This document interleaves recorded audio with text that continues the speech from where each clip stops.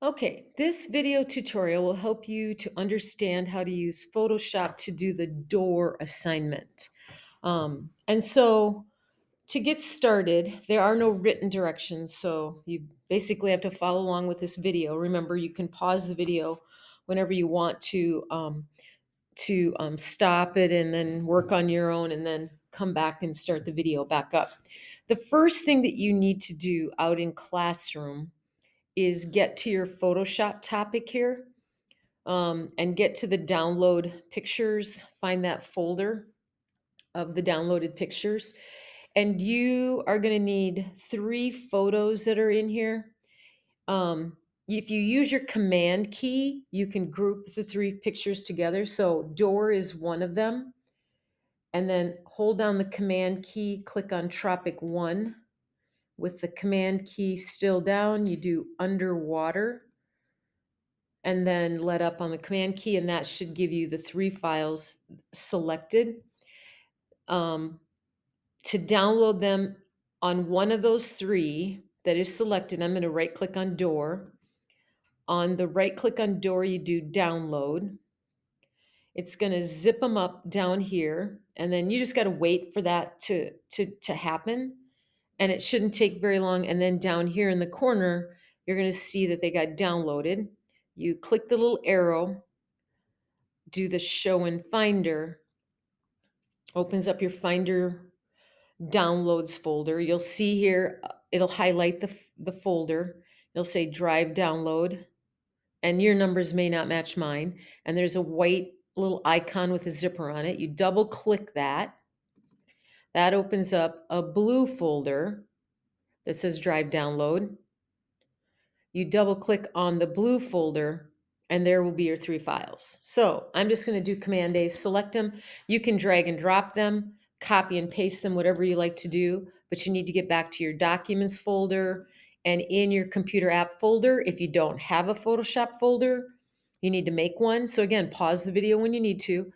In the Photoshop folder is where you paste in your three files. And those are the files that we're going to need for the project. Okay, so I'm going to close all of that up because I don't need that anymore. And you can make your way back to Photoshop. Okay, from Photoshop, we are going to start the process of what we want to do. And you can kind of see down here, we're going to create a door, take the door picture. We're going to cut out the panels and place pictures in their location and then add some text. Okay, so we are going to click on open and then make your way to that folder that you've where you have your Photoshop files at. And the first file that you're going to work with is called door, and you just open it up and it should look like this. Now, you can choose to zoom as much as you want. I'm going to come in pretty close over here. So what we want to do is we want to remove in the upper right window area the actual like glass area of this door, get rid of the brick wall and all that stuff. Now, there are many ways to do selections, and I'm going to talk you through a couple of them. And then in the end, you can always use whichever one you like, so follow along. Make sure you know how to do the undo command, Command Z, because we're going to do it quite a bit at the beginning so we can understand how to use some of these tools. The first tool, or not even the first tool, the first thing we actually have to do, um, this picture, as you see it right here, is a background over here in the layers panel. By the way, if your layers panel is not available to you, come up here to the window menu and click on layers. So there's a check mark in front of it. And then that should give you the layers panel. Okay. But with the background picture locked, that means we cannot do any editing to this picture. So we need to simply click on the lock to unlock it. You'll notice that the word background for the name of the layer went away. We're simply going to point our cursor right at layer 0, double click, and type door. So that's the name of this layer, door. Now, the zoom into this area to work on the selection. The area that we want to get rid of is kind of got an irregular shape to it. So what I mean by that is if you look at this area, there's a straight line, there's a straight line. There's a straight line there and one there. When you look over here, you have some straight lines, but then eventually you get to the shoulder and the head, and those aren't straight lines. So different selection tools will let you do some selecting differently. I'm going to start you off on what's called the magic wand. If you come down 1, 2, 3, 4 tools from the top in your toolbox and you right click, you'll see object select, quick select, and the magic wand tool. You're going to choose magic wand. Okay. You'll see that your cursor has like a little magic wand shape to it. Okay. I'm going to turn my tolerance back to 32. You leave yours on 32. Okay. So when you come to this area, what the magic wand does is when you click on a part of the picture, the tool works to find other similar pixels that are the same color. So if I click right up here, and you can follow with me, I click, wait just a couple of seconds, you can see that that tool has said, oh, all these pixels are similar to what you selected. Now, I didn't get anything over here, but it did nicely go around her head, but I didn't get anything over here. So it didn't get a lot of area that I actually, and it left out these areas right here. So let's do Command Z. Now, the word tolerance itself means how much can you stand, okay, or how picky you actually are. Um, so let's take the tolerance number and drop it to 15.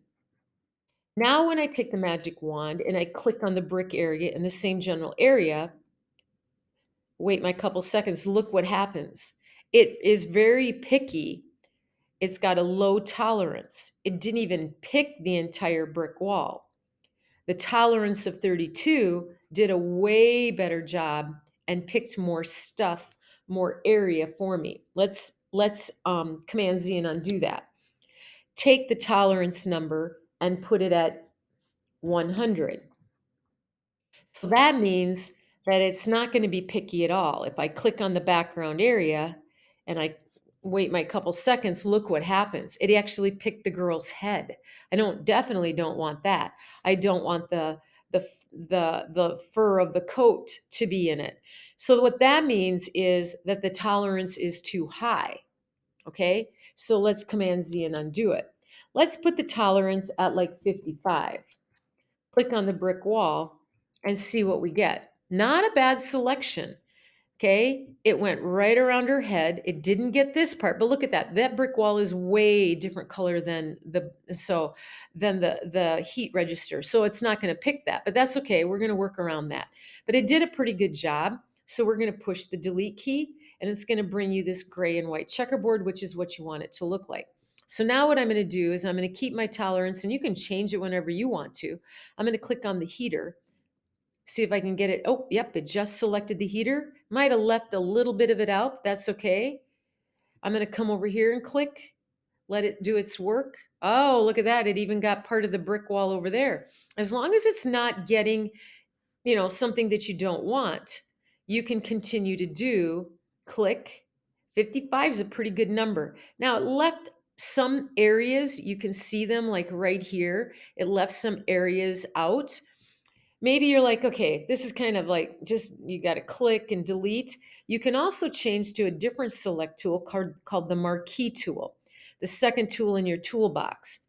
I'm going to just use the rectangular marquee, and I can now simply just put a box around this and delete. If I'm careful, I can get a box around this little area. And so you might want to pause your video and use either and maybe both of those methods, because what you want to do is you want to create a really clean selection and not have anything left over. Okay. When you're done, you just click your move tool and you'll be good to go for the next step. So if you need to pause the video, go ahead and pause your video. Okay. I'm going to zoom back out. You don't have to if you don't want to. Let's take this and do a save. Go to the file menu and do save as. It might, probably go right into your Photoshop folder. We'll leave the name door up there, .psd, that's fine. Make sure you save to your computer. If you have that screen up, mine doesn't come up anymore, but if your screen comes up, on the left, it usually says save to the cloud. On the right, it says save to your computer. You want to click save to your computer and then navigate your way. Remember, if you have a small Finder window, click this little arrow to make it bigger. Documents on the left, find your folder, Photoshop folder, and then save it in there. When and if you get this message up here, just go ahead and click OK. So now we need to get rid of this area of the window, okay? And so this is a pretty good shape. It's got a lot of straight edges to it, so I don't know that we need the magic wand. The magic wand might work pretty well, but let's just, for the sake of learning, let's try something else. Come down 1, 2, 3 tools in your toolbox, right click and do the polygonal lasso. To use that, you're going to create, kind of define your own area. I'm going to start up here. See the little black arrow tip of it? I'm going to start at the corner of that door frame. Click and let go. And I'm going to drag it over to the next corner. Click, let go. I'm going to drag it down to the way corner down here. Click and let go. Drag it back over to the edge. Click. And then I got to go back to where I started and click. When I do that, it'll make a selection for me. There it is. See the dotted line? In this case, now all I have to do is push delete and I have it done. I'm going to do Command S and save my document. Again, you can stop the video. Remember, you can undo and get it set the way that you want it before you continue on. All right, now we have this area down here.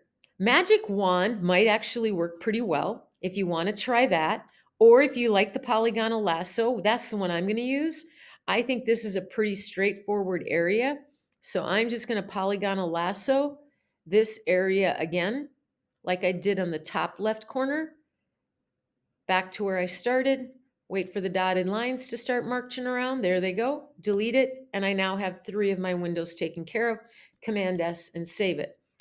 This area over here, the polygonal lasso probably won't work very well because you don't need to do this, you can watch. If I start here and I want to get to this corner, see I cut part of her leg off. If I go over here, that's fine, but eventually I'm going to have to cut part of her leg off. So I'm going to undo that, okay? I'm not going to use the polygonal lasso, okay? Oops, I'm going to have to get rid of it. It looks like it's going to make me want to get rid of it, so let me finish doing a bad job. There we go. I'll undo it. Okay, I think you're going to have to use the magic wand. Now you might have to see what the tolerance does if 55 works, but I'm just going to come down here, click on it. Ah, look at that. It did a really good job. It doesn't even look like I have to do any other work to it. And then I need to get this little part over here. Polygonal lasso definitely won't work there. Magic wand it, click it, and that should take care of it. You've now removed all the glass. I'm going to save my document, Command S. I now have all of my glass removed from my window, okay? And that's what you want to do. Okay, now the next step is we want to replace, this girl needs to be looking out at something. So the other 2 pictures that we downloaded, Tropic 1 and Underwater, are going to come in handy when we do that. So let's do the Tropic 1 picture. So you're going to go up to the File menu. You're not going to do Open. You're not going to do New. You're going to come down here to Place Embedded, and you're going to click on it. And you're now going to make your way, if you're not already in Photoshop folder, get to that, choose Tropic 1, and hit the Place button. Now it's going to look like this when it comes in. You can just click and start to drag it up. Just put it right up there at the top. You'll have a new layer over here called Tropic 1, just so you know. We're going to come back to that in a minute, okay? So what we have here is we have a picture. When we place this picture, we want to make sure that we cover up all this checkerboard area. See, like if you position the picture like this, in a few minutes, you're going to know why, because that checkerboard you'll see it. That checkerboard will be showing. And so you want to make sure that you cover it up. It's okay to cover up other parts of the picture. And we don't need, and now the picture obviously isn't big enough.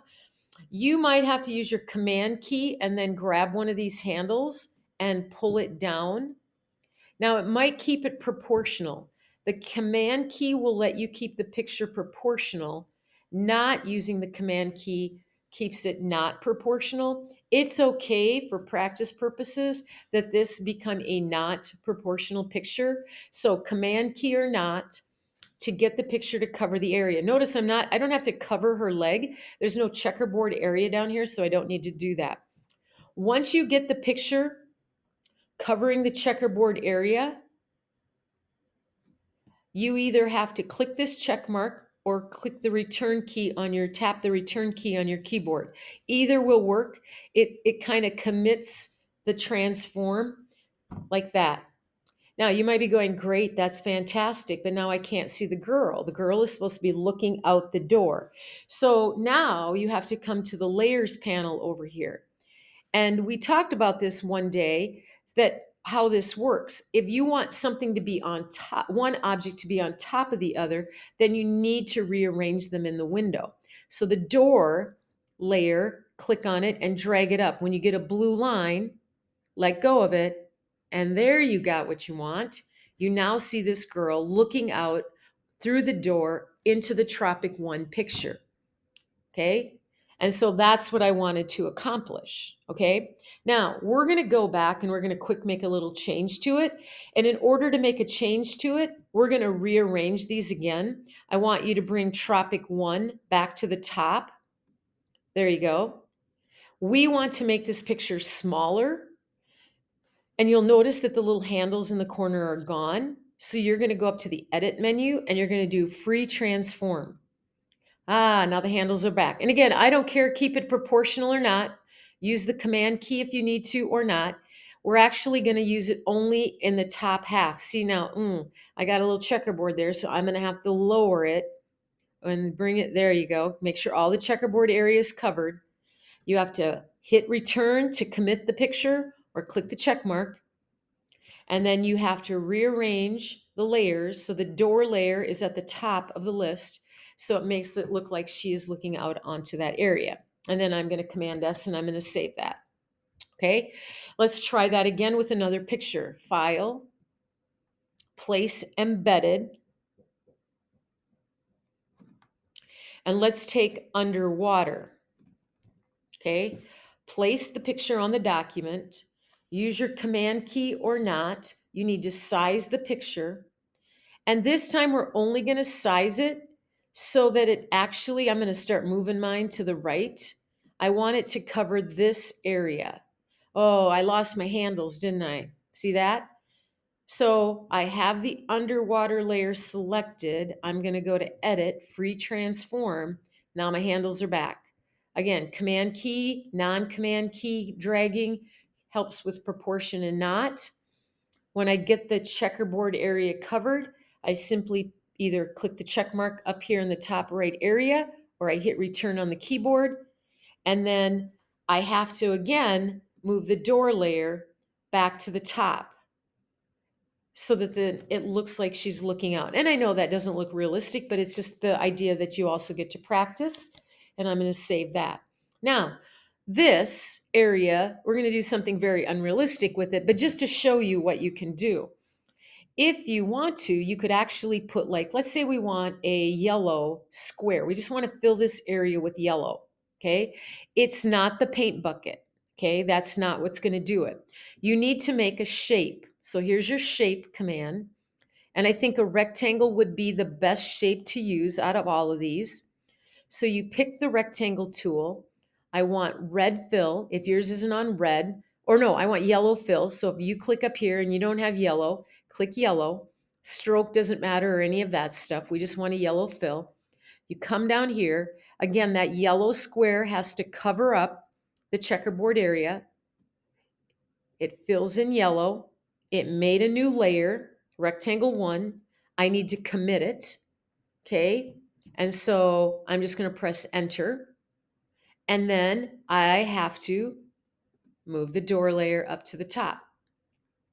And so those Command S to save it. Those are all things that you can do once you start to learn how to, take stuff out of your picture. Now, a couple other things. Let's say that for some reason that you decided you didn't want this yellow and it's 5 days later. So undo's not going to work. History panel may not work. You can get rid of layers if you just come over here and start looking, going, oh yeah, there's the rectangle layer. I click on it and I push the delete key. That will get rid of the layer. Okay, so if you accidentally get too many layers, that's what you're going to do. I'm going to undo and put mine back so that I have that, and I'm going to save it. Okay, the last thing you need to be able to do is you need to be able to place text on a picture. So in your toolbox, you're going to come down here to the T tool right here. You're going to click on it. Now, the first thing I'm going to have you do is come up here to the option bar. Your font size is probably at 12.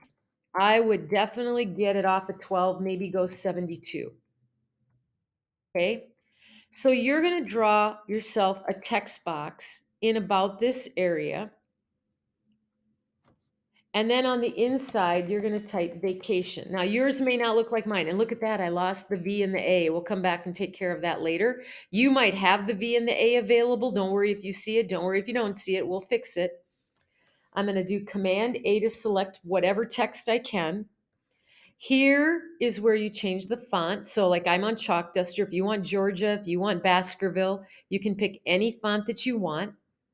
Then if you still think you need it bigger, you can make it bigger. If you hit the drop down for the font size and it's not there, know that you can type it in. Like if I wanted 110, it wasn't in my drop down list, I can type 110 and press enter. Okay, still stays within my text box, I'm okay. Or not. Maybe my text box needs to be bigger. I don't know, because I still a problem we have to solve. Don't worry, if yours is like mine, fine. If yours is on the top, great.